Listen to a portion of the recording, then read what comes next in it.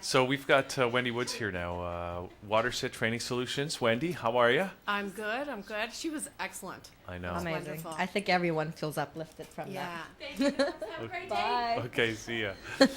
So, okay, we're not going to be singing right now. This is a talking portion. We got more music don't want coming me up singing. later anyway.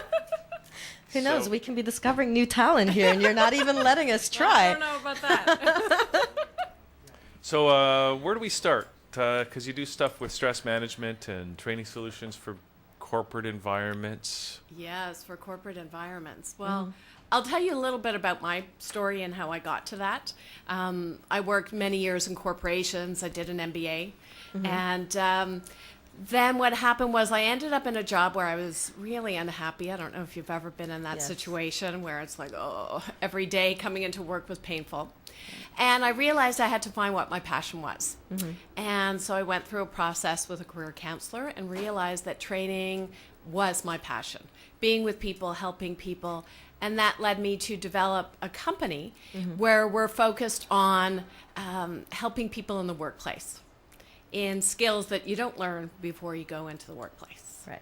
So we do stress management, teamwork, all that fun stuff. People need you. How do you do that? How? Wait, before we get into the stress Yeah. thing, because we Oh, could probably I'm all spend over that day one. on there. Yeah, I know. So, but what are some of these skills that people need to learn that they don't learn before they get into the workplace? Well, everyone knows how to communicate, but the thing is, how do you communicate effectively? And how do you not make assumptions when people come into your offices or come to speak to you so that you end up in a situation where there's been a conflict or tension, right? So that's one thing. We all know how to talk, but we often miscommunicate. How to deal with stress, and there is so much stress right now, and it sounds like we're going to get back to that in a Right. minute. Also, how do you operate as a team? How do you do that effectively without everyone having their own agenda and going off in different directions?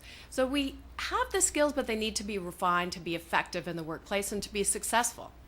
You remember that, I think it was Beneath the Planet of the Apes movie when they encountered the higher beings and they could just communicate with their minds? That would be great. That's what, do you think we'll ever get there where we can just You have communicate training with for our that? minds? That would be, yeah, just put in the same chip, get on the same wavelength.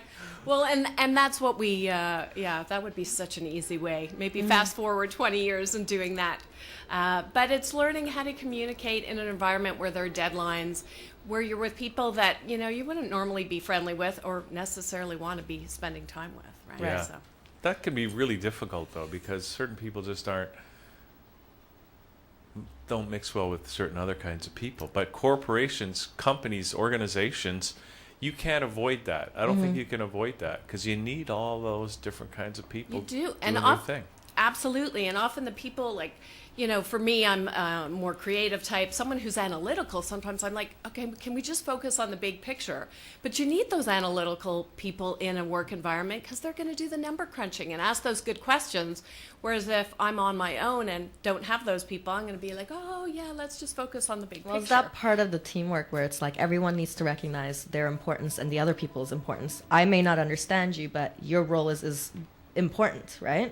Absolutely. But how do you teach, like when you say teaching communication, how do you teach someone to communicate? Because that's also an individual thing. Not everybody has the ability to read another person or speak on a level that they're going to respond, even if that's not their way. To me, that's what makes sense. Like reading people and then knowing how to communicate with them. How do you teach that? And Or that's- is that part of it? Absolutely. That's an excellent question because it's using tools so that we can understand other people's personality types as well as our own and figure out how would you communicate? What's important to you when you're communicating? What do I focus on when I'm communicating? So we use a variety of different tools so that we can understand each other and respect the differences instead of be frustrated by the differences. Right.